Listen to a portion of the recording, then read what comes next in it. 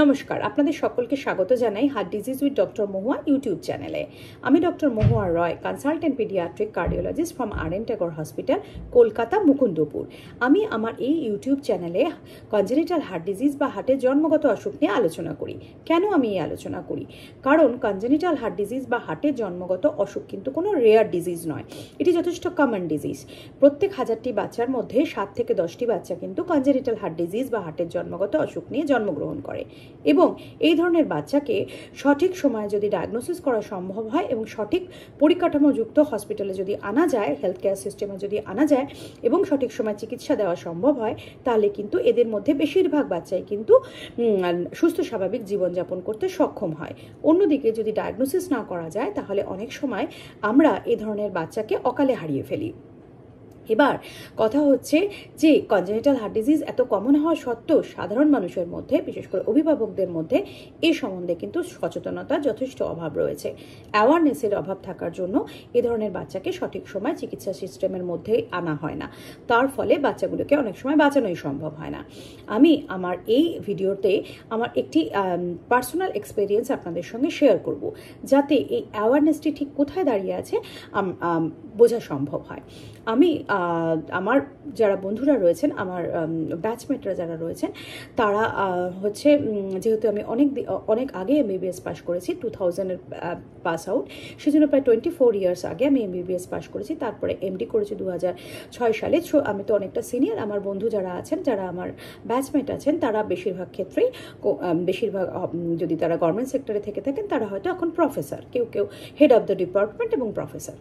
তো তারা আমাকে অনেক সময় বলে থাকে যে আমি এতটাই সিনিয়র, এখন আর আমার পেরিফেরিতে যাওয়া কথা নয়, মানে আমার দূরবর্তী জায়গায় গিয়ে পেশেন্ট দেখবার কথা নয়, পেশেন্টেরই উচিত আমার কাছে কলকাতায় আসা। আমি বিগিনিংয়ে নেই, মানে আমার কেরিয়ারের যখন তাকে সার্ভিসটা দিতে হয় সেরকম জায়গায় আমি নেই। তা সত্ত্বেও আমি কেন এখনও পেরিফেরাল ক্লিনিক করি বা দূরে কেন যাই, এতটা কষ্ট আমি কেন করি? তো এই প্রসঙ্গে আমি একটি এক্সাম্পল দেবো। এর মধ্যে আমি কিছুদিন আগে আমি একটি হোয়াটসঅ্যাপ পেলাম, একজন বাবা লিখে পাঠালেন এবং একটি ইকো রিপোর্ট পাঠালেন আমাকে। সেখানে দেখতে পেলাম একটি 10 দিনের বাচ্চা, তার ইকো রিপোর্ট দেখতে পেলাম যে মডারেট ভেন্ট্রিকুলার সেপ্টাল ডিফেক্ট। লিখে পাঠালেন যে ম্যাডাম আপনি কবে কুচবিহারে আসবেন, আমরা আপনাকে দেখাতে চাই আমার বাচ্চাটিকে। তখন আমি লিখলাম যে যেমন আমি যাই, মাসের লাস্ট স্যাটারডেতে আমি যাব, কিন্তু সেটার তো অনেকটা দেরি আছে। যাই হোক, আপনি একটা কাজ করুন, একটু অ্যাপয়েন্টমেন্ট করে রাখবেন। তো তারপরে তার 2-3 দিন পরে আমি আবার একটি হোয়াটসঅ্যাপ পেলাম সেম নাম্বার থেকে। সেই বাবাটি জানাচ্ছেন যে আমার বাচ্চাটি কিন্তু কান্নাকাটি করলে একদম নীল হয়ে যাচ্ছে, খারাপ হয়ে যাচ্ছে, কি করব ম্যাডাম? তখন আমি তাকে লিখলাম যে দেখুন, আপনি যে ইকো রিপোর্টটা পাঠিয়েছিলেন তাতে একটা ভিএসডি লেখা ছিল, ভেন্ট্রিকুলার সেপ্টাল ডিফেক্ট। নিচের চেম্বারের মাঝখানে একটি ছিদ্র ছিল, তার জন্য কিন্তু নীল হওয়ার কথা নয়। যদি মনে হয় বাচ্চাটি খারাপ আছে, কারণ আমি তো আর ইকোটি করে দেখিনি, তাহলে আপনি একটা কাজ করুন, কলকাতায় নিয়ে আসুন আমার কাছে, কারণ এখনও আমার যেতে বেশ অনেক দিন দেরি আছে। জাস্ট আগের সপ্তাহতেই আমি ঘুরে এসেছি। তখন উনি বললেন যে ম্যাডাম আমাদের পক্ষে খুবই অসুবিধা অত দূর থেকে আসা, আপনি যখন আসবেন তখনই দেখাবো। আমি বললাম দেখুন, বাচ্চা খারাপ হলে কিন্তু আনা উচিত। যাই হোক, তারপরে আমি কাজের ব্যস্ততায় আমার আর কিন্তু ব্যাপারটি সম্বন্ধে একদমই মনে ছিল না। তারপরে যখন আমি নির্দিষ্ট সময় কুচবিহারে গেলাম, তখন বাচ্চাটিকে নিয়ে ওর বাবা মা এলো।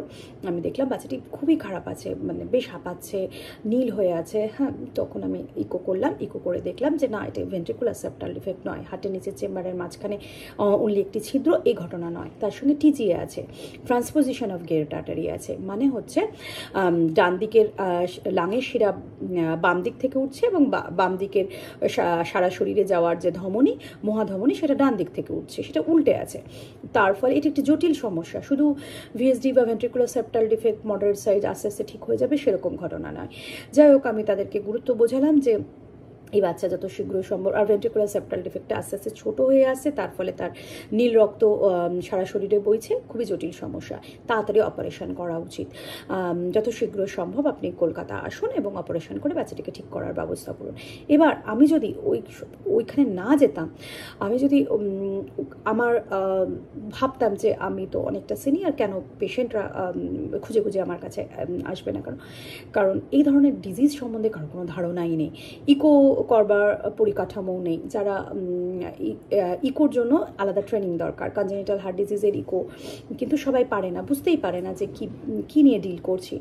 কাজেই এই ধরনের সমস্যা কিন্তু আমি যদি সেদিন ওখানে না যেতাম তাহলে বাচ্চাটা কিন্তু হয়তো বা আমরা হারিয়েই ফেলতাম। তো আমি যখন প্রত্যেকবারই যাই এবং আমি তাদেরকে দেখি, তাদের বেশিরভাগ ক্ষেত্রেই কিন্তু দেখা যায় যে তারা কিন্তু এমনি এমনি আসেনি, মানে জাস্ট একটু হাতটা দেখিয়ে নিই এরকম নয়, তাদের প্রত্যেকেরই কিন্তু প্রয়োজন ছিল।